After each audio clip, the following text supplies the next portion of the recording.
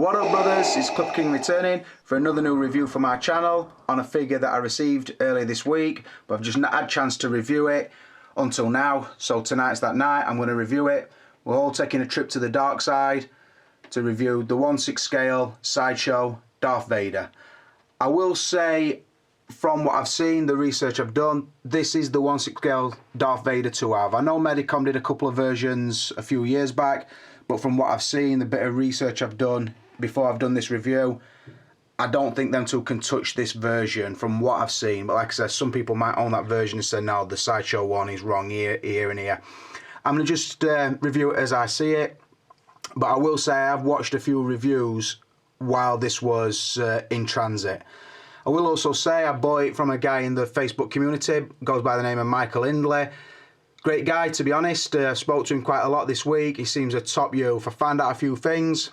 Firstly, he's a Liverpool fan, so massive respect to him. I'm glad to know that somebody's suffering with me, because this season's a fucking washout, but that's beside the point. Also, he's doing a bit of acting work on Coronation Street.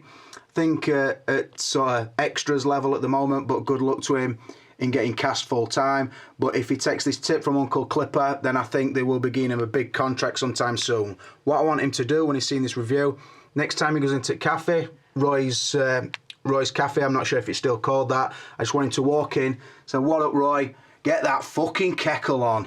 If he can say that and get away with it, then I can see big things in his future. So yeah, massive thanks to Michael. Sold me this at a really, really good price, and that's what sort of tempted me to finally pick it up. I've known it's been out for quite a while, but I don't know, a couple of things put me off it, and one of them is a little niggle still, and I'll make that clear as the review goes on. But all in all, it is a really, really nice figure.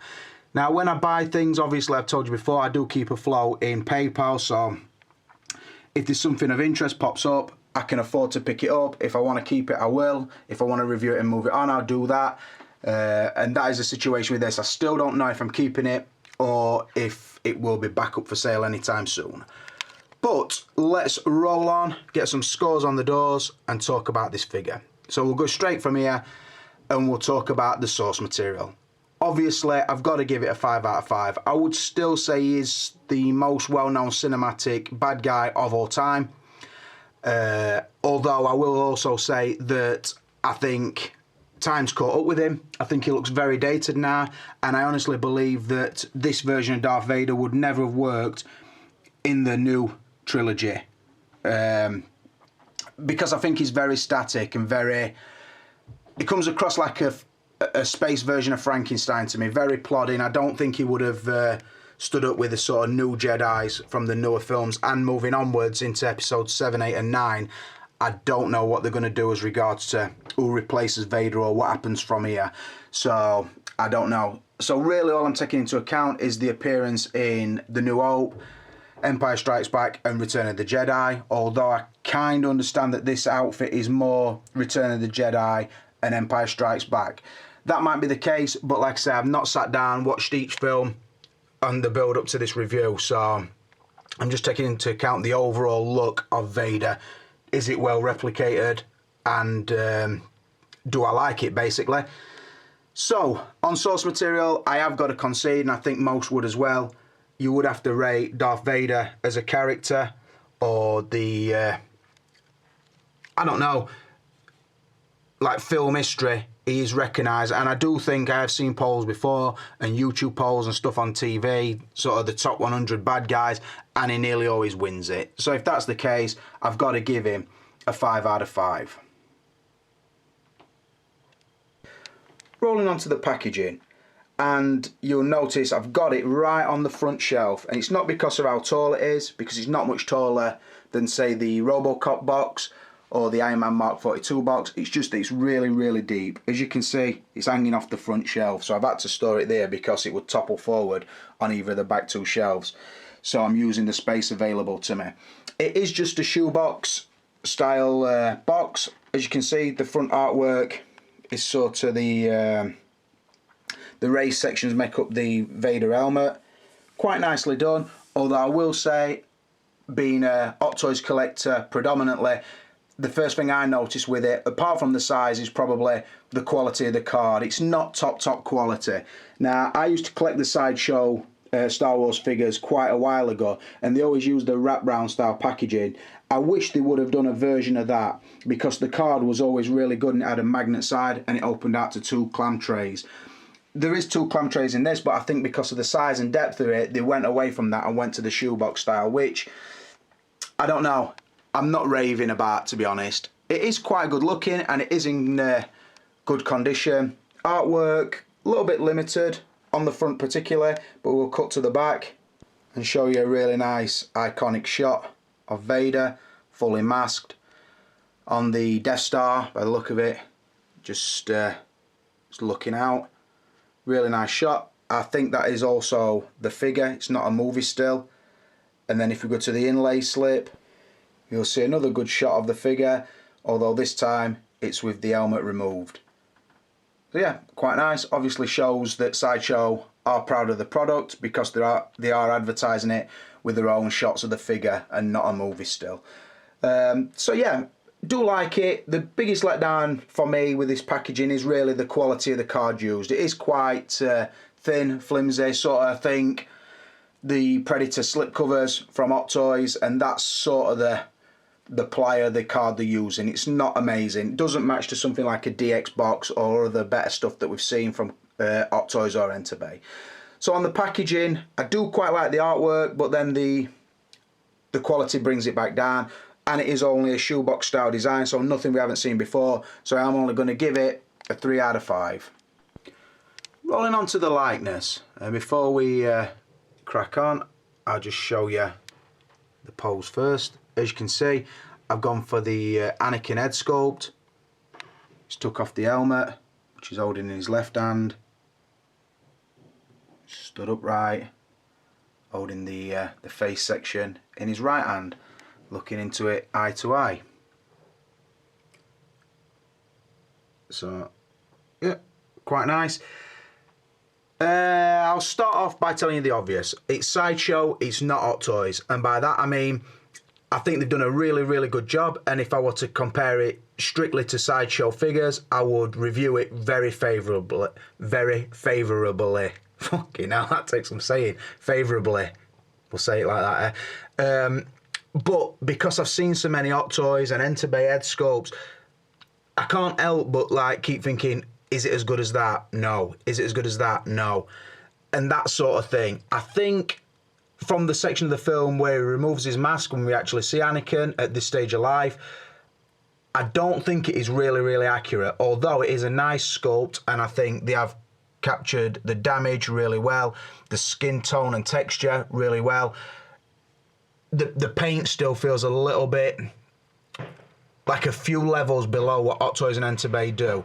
And like I say, it's no bad thing, because in general, these Sideshow figures are a lot cheap. Well, I say a lot cheaper. They're not a lot cheaper now than Hot Toys, but they are definitely a level below. What I will say, what I will mention at this point, because I might not have him with this sculpt on again, the inside of the mouth section is really well done. The use of the sort of the metallics and the mechanical parts, as you can see, does look really good, authentic, very accurate, and it is really nice. I will just show as well, on the back of the head, the detail doesn't stop on parts that you wouldn't necessarily see, and as you can see, the damage comes all the way around. So it is really well done, although like I said, I wouldn't lie to you and I wouldn't try and bullshit you and say, oh yeah, it's Hot Toy standards, because that would be a total lie. It's not Hot Toy standards. So by that being the case, and because I have seen that many Hot Toys, I can't give it, I don't know. I'm going to say it like this. If that were the only head sculpt, then I would have marked it down to maybe a 3 or 4. But because it's not the only head sculpt, and that's probably not how you're going to display it, the likeness, I'm more scoring with a Vader helmet on. Now, the helmet will be back on, and you've already seen it, and I think it's very easy for me to give that a 5 out of 5. So I might surprise you, because you're probably thinking, well, the Anakin sculpt lets it down a little bit. I don't think it lets it down massively, although, like I said, I don't think it is Hot Toy standards, but with the helmet on and the faceplate on, it is very accurate. So that is how I'm going to score it. I will just show the faceplate, because again, the detail on that is really, really good. And that's just not on the outside section, but if you look inside it, try and get the light inside, again, really well detailed. There'll be a lot of people, I would think, in this community or watch YouTube videos that aren't familiar with this figure. I know a lot of you will know it because I'm not telling my grandmother how to suck eggs, so to speak, so I'm not saying I've seen it and I bet, oh, you guys haven't. I'm not saying that, but there will be certain collectors who have never seen this figure in hand, same as me up to Tuesday when I finally got it. It is definitely better than I thought it was going to be. So I will say that. But like I said, on the likeness, I am going to give it a 5 out of 5, mainly on the strength of the masked head. Right, moving on to outfit, and this is a tricky one. Before I start, I'm going to move back and show you the figure. As you see, his cloaks are sort of tucked behind him. The tunic section that runs down his legs is sort of wrapped round to the back of him. So you can see, obviously, his boots, his shin guards, the undersuit. You can see his gloves quite clearly, his belt, his breather on his chest. And then you can see the hard chest section, the shoulder pads, and up to his helmet and faceplate. Right, so looking quite nice and looking quite tidy. Now, bear in mind, I've just spent about 2-3 minutes just positioning that to get as clean a looking shot of the figure as I could for this section of the review. Also, I will tell you, and I've got the footage to prove, this doesn't come out of box like this. And mainly, I'm talking about the vinyl sections down his arms, underneath his body, down his legs. And what I mean by that is, when it comes out of box, this vinyl suit is so loose or not tailored to the body, you get really, really ugly looking folds and sort of indentations where the cut. So let me take this for an example. As you can see, that's nice, looks fitted, don't drop away anywhere. Now, at the box, inside there's a very hollow section at the top of the leg, and the suit sort of lays back into it, so it looks like he's got an indentation across there and across there. Same with his arms. The suit looks very baggy and very unfitted. Rucks up in the elbows, very loose sort of in this shoulder section, which you can't really see because of this now. Very odd looking underneath here, which obviously you don't see because he's dressed. And sorry for showing me in my hands, but I'm just trying to point out the sections. Now, as soon as this come out of box, I looked at it and I thought, I like everything about it, apart from the vinyl undersuit looks way too baggy. I'd seen somebody mention it in a review as well, yet they said you can basically position this and cover it up, and I thought, I don't really want to do that. If I'm going to be keeping this figure and I want it to look as crisp and clean as my Luke Skywalker or any other figure that I keep, I want it to be to a standard that I want it to be. Now, I did film the footage of how I corrected that, but I will talk you through it now. If you want to see the footage, I'll probably upload it straight after this video because it's not a really long video and it is a really simple fix. The people who already own this figure will know the points I'm trying to make on the loose suit. Now, all I did is I took it down to the bare body and the vinyl black suit. As you can see, it's this pinstripe section here. Looks nice now, but like I said, it doesn't out the box. What I did is I took off the head, took off the hands, chest, breather, everything. Be careful when you're stripping it down because there is wiring sort of behind the belt and that leads up to the breather because there is flashing lights on that, and I will show you them in a minute. Took everything off, the sort of codpiece section, boots off, right down. And then what I did is I pulled the suit taut onto the body. So the arms or the sleeves of this, I pulled it down as far as I could. Now, they were about an inch overhang, which sort of went past the end of the arm. So say his arm ends there, they were about an inch hanging down. So where does that material go when the gloves are on? Obviously, it pushes up here and it all bunches up. Same with this. The legs were about an inch too long. The bodysuit were, so it weren't tailored right. So again, it goes slack and it all pushes up and it rucks up and it all tucks into this section up here, which makes it look really, really odd and very, very toyish. So like I said, all I did, I pulled it down as far as it would come. That would make it taut on the body, but obviously not restricting the articulation. as you can see, it will still articulate. But you see that the suit still does look, you can still nip a little bit of the suit, but to pull it tight, what I did is I pulled it down by the inch, I cut an inch of the material off the ends, and then right round the very bottom of his arm, so like the bottom section of his forearm, just do a circle of glue around the bottom and then hold the suit to the arm. So when his arm is stretched, it automatically, in fact, hold on. So like here, look, I can't pull that suit up now because it's attached to the arm. So that holds it taut when the arm's straight. We can display it. Before, like I said, the suit was coming down here. So to put the glove on, you're pushing all the suit back up on itself and it didn't look right. So that is what I've done. Pulled it down. Again, on the legs, pulled it down and they're about an inch overhang. Glued it around the very bottom of the leg. You're not going to see it because obviously you've either got the gauntlet on or you've got the boot on. So you're not going to see it. Then, once it's glued in place, you can put the boot back on easily and it won't pull the suit back up because the suit's glued in place. Look, I can't pull that suit up no further than that because it's glued. And there, it keeps the leg section, so obviously the gripper is what's putting the crease in sort of there and there. If I took it off that, it would look a lot neater. So, like I said, that's not out of the box. I have done that. Wait, back on the stand. Wait for that. So, apart from that, what are the other things I do notice about the suit? It's all well done. If you're looking at it, it's amazing and would have been a very easy 5 out of 5. If you're touching it, it's a different story because, again, some of the materials, namely this, I've touched the DX10. That's a real leather outfit. So I felt that, and I felt the Dredd suit, and I felt some of these jackets and the Gangsters Kingdom stuff. So then, in your mind, you're making comparisons all the time, and I think, how does that material stand up to the DX10's leather outfit? It's not as good, that's the honest truth. How does these capes compare to a Tony May cape? It don't compare, that's the honest truth. Although, it don't kill the figure, because most of the time you're looking at it, you're not touching it, but I'm very conscious that it is a cheaper feeling figure than a lot of the Hot Toys and other things that I could compare it to. But on its merits, again, I think the helmet is really well done. It is a fingerprint magnet, I'll say that. Every time I put it on, I'm sort of polishing it down with my dusting cloth. Again, I think the proportions are right and look really good. I think the paintwork in the charcoal section underneath the neck are really good. And the sort of, the mesh effect underneath, I think they've done it really well.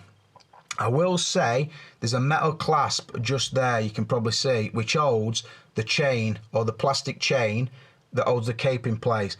When you're moving the head sculpt, as you can see, it rubs against the clasp, so you've probably noticed that if you own it as well, and that's something to look out for if you're planning on buying it. This chest section, and it goes sort of halfway down his back, is rock hard solid, so it is... Once it's in position, it's pretty much in position, and then you lose any articulation that you would have behind that. So, but again, the paintwork is done really well. These shoulder sections are then, it has like a length of fabric sort of that's glued to the top of the shoulder and then into here. So the shoulder section does move quite freely and feels really secure. Again, nicely done. Moving down, the breather section is a loose piece and it's held in place with the straps that go sort of up here and over his shoulder, up here and then round his back there, and attaches to a battery pack on his back, which also attaches to the belt section, which is just a Velcro back on the belt. You can see sometimes the wiring there, I could have positioned that better, and down there as well. But if I were to switch that on, you see you get the two green lights here and here, and then you get the flashing red lights on the breather. Again, a nice touch, and when the lights are out, it does look better still. The tunic section, like I say, it is like a lycra style material, nicely done, but again, doesn't feel the quality that we've seen before from Hot Toys and the likes. It has a clasp on the side of the belt, which hangs down and holds his lightsaber handle in place, or halt. You see, that's quite nice. All the gloves or gauntlets are sculpted in really nice soft, in fact I can show you here, soft rubber, very pliable, same with the fingers. change on and off really nicely because each one has an hand peg inside, as you can see. So again, a really nice touch, I do like that.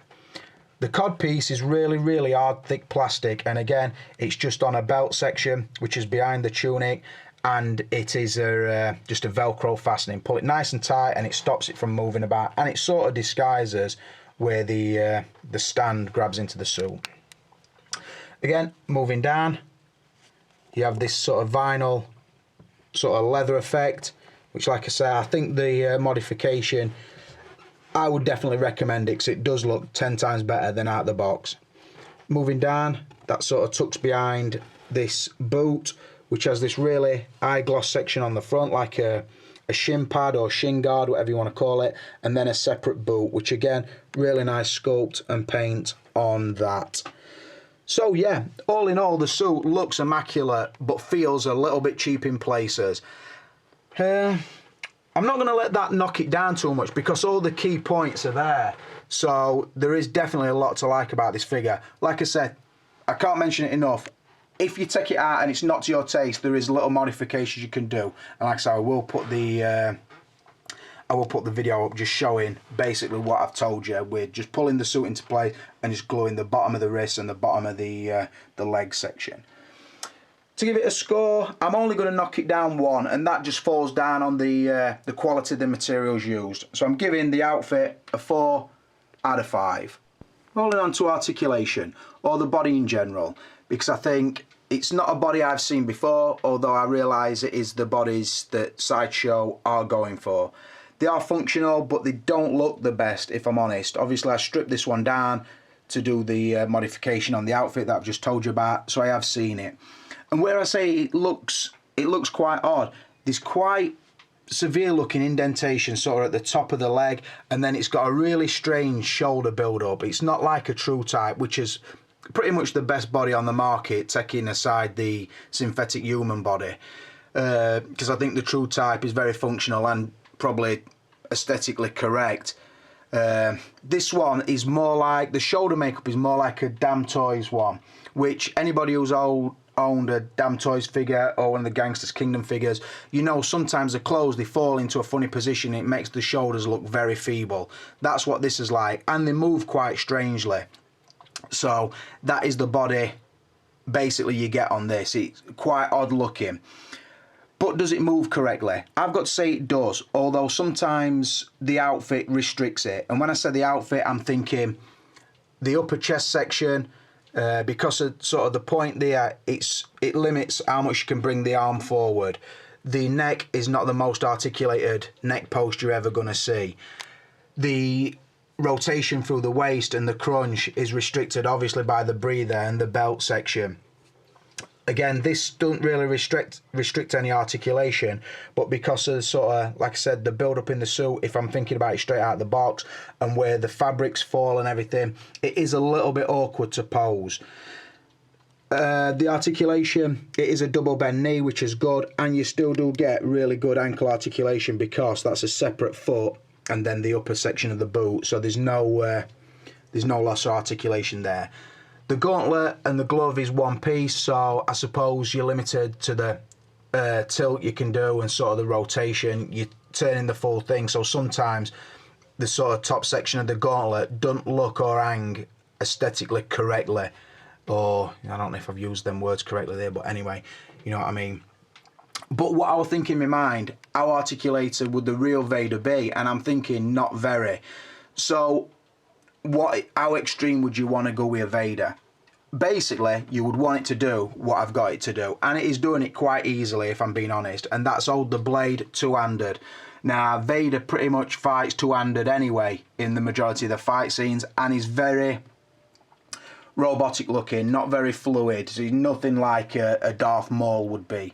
He's basically what I would, in my mind, a futuristic sort of a knight in shining armour, if that makes sense. So the armour restriction, and that is how I would fight, sort of broadsword, that sort of combat. Nothing like ninjutsu or no like that.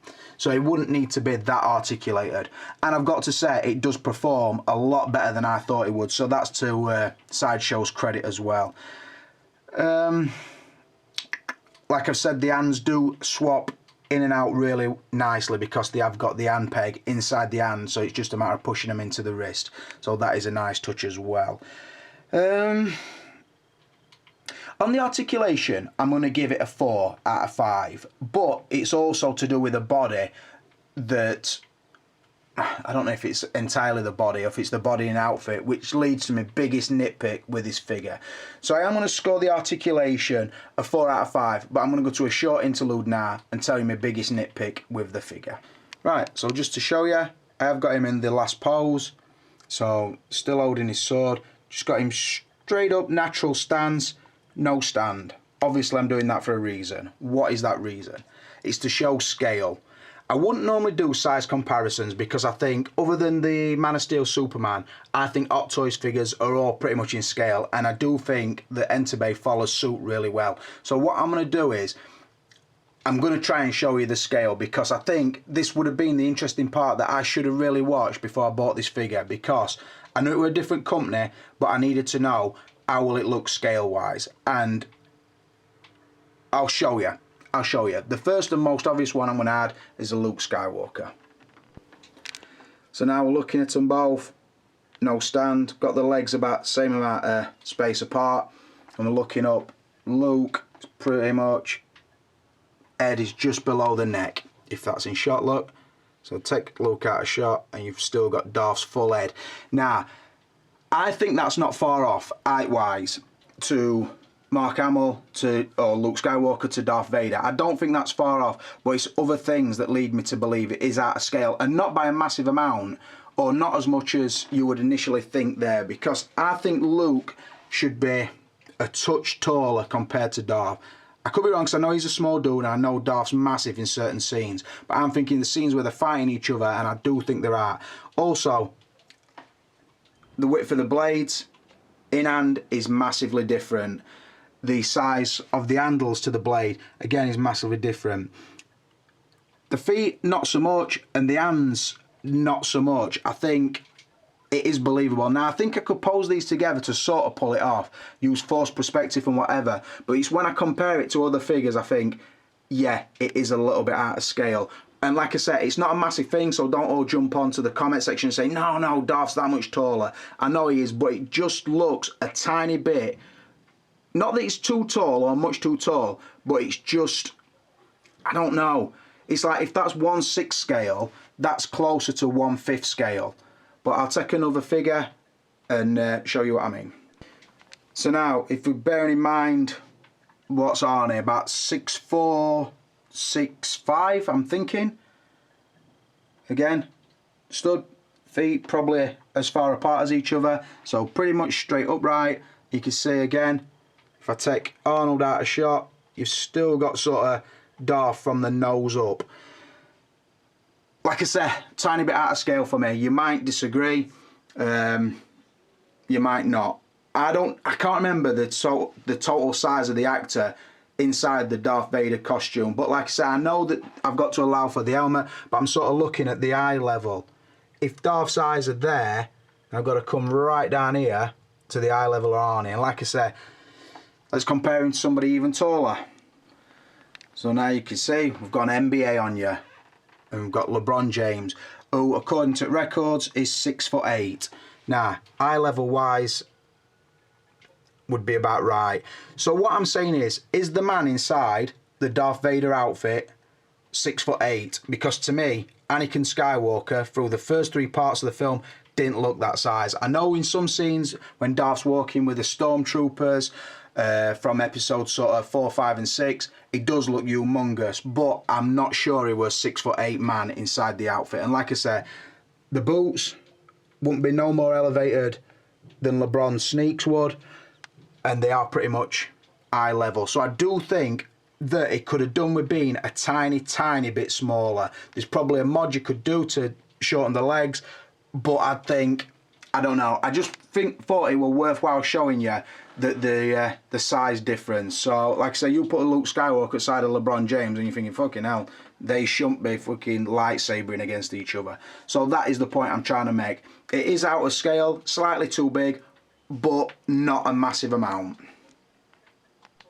Moving on to extras, and I'll score that and then I'll score you the value. Show you first. I've got the lights off because I do want to show the light up features. So I think first things first, we will talk about, as you see, I think it's the representation of the chamber that he would normally sit in, and it comes with this cool red light underneath which lights up the inside of the helmet, which can be removed, and also the faceplate. So a really nice touch, nice display piece. If you don't want him holding the helmet and the face, then yeah, you can display it like that, and like I said, is a nice touch. I will say as well, the sort of cradle that goes up the back and holds the helmet in place, it is slightly off center, so yours might be like that as well, I don't know, but you can sort of just twist it to get the helmet straight above the faceplate, and it is a nice touch. Another key extra for me would be the Anakin sculpt, again with a nice looking pipes and tubes and all the electrical devices inside the helmet, which pretty much would lead to his respirator. Again, nicely done. Moving down, you have the unlit lightsaber. I'll come back to them with lights on, actually get more detail. Just move up to this. Again, the lit up base, really nice base. Nice paintwork on it, sort of the shades of grey with the light and dark sections. When it's lit up, it does illuminate all the way around. It looks really nice, as you can see, lights up really well. And then the I think that's the Empire symbol on top, again looks really nice. And then moving up, you do have the light up section on the suit. I've got them, see the red blinking on the breather, and also the green lights there, but you can't see oh, you can, the other set underneath. So really nice. But let's put some light on so we can get some more detail. So coming back, the unlit lightsaber, really nicely done. Good paint. Again, out of scale to your Hot Toys DX Luke Skywalker handle blade. Again, not massively so, but it is noticeable, so it's worth telling you. And the lit one, this doesn't light up, it's just the light of the camera hitting it to make it look like it's lit up. Again, out of scale to the Hot Toys DX Luke. Really thick blade on this one, but again, it's in scale with the figure, but out of scale with the Hot Toys one.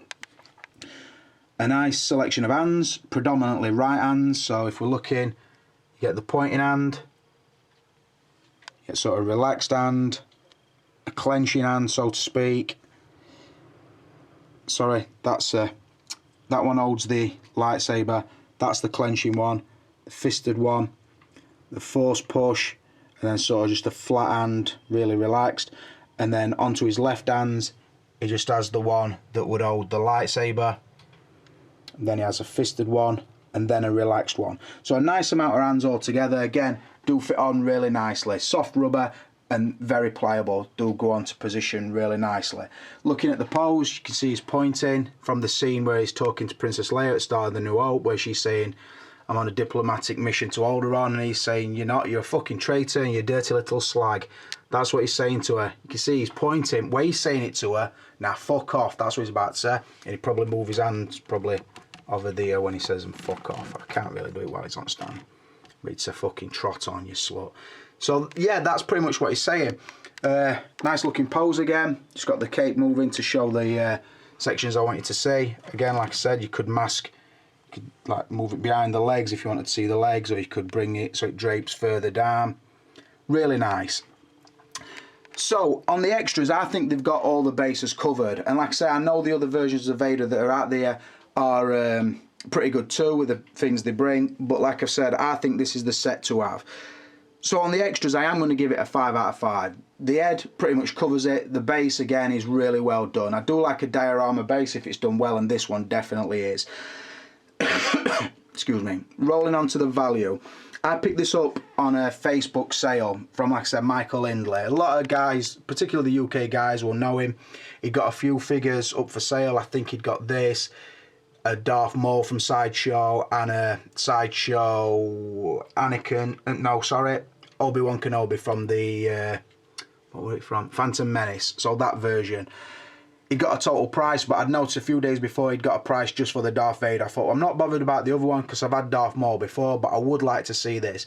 Now, if I'm going to buy a figure, and it's a case of I don't know if I want to keep it, then basically I'm trying to get it for a price. I don't mind transferring some money out of my PayPal, but I want to try and keep it at a price where I think that I can reasonably sell it to somebody else, and I definitely did that. I paid sort of bottom Hot Toys price. Now I'm not going to give the definite figures away, definite amounts away, because Michael might not want you to know that. I don't mind at all, but like I say, I don't want to tell you if Michael's been saying another amount, so that is why I won't say it. What I would say is, the price including the shipping were an awesome deal, and I would say it would be lower than any that would be on eBay at the moment. I can still honestly say I don't know what I'm going to do with this figure because it displays really well, but I don't know if it's a keeper for me. So I think I'd say it's a keeper for now, but if somebody came along and said, I really want that figure, would you take X amount for it, then there would be a chance I would sell it. That's the honest truth. But the price I got it for and what it brings and the quality and how it looks, I am going to give the value a 5 out of 5. Now this might surprise somebody because I think a lot of people might have thought a Sideshow figure's never going to score well with Rick. The fact of the matter is, because it covered a lot of the categories that don't normally get high scores, namely source material and value, this figure's got 31 out of a possible 35, which is one of the highest figures I've scored for a long time. So I'm going to say it like this on whether you should buy it or not. If you can sort of get your head around the fact that it's not made by Hot Toys, so it is slightly out of scale, then get it. If you can't get your head around that, then leave it. Well, so what I'm saying is, if you're going to compare it to an Hot Toys, you're going to be let down slightly, but as a standalone figure from a company that's not Hot Toys, it is an awesome, awesome piece, and I'm definitely glad I've seen it because it is a lot better in hand than I thought it were. So, another review done, brothers. It got 31 out of a possible 35. Like I said, Star Wars fans, if you've not seen it and you can pick one up for a reasonable amount, I would definitely recommend it. But for now, thanks to Michael, thanks to Darth for being a good figure, and this is Clipper King, and I'm out of here.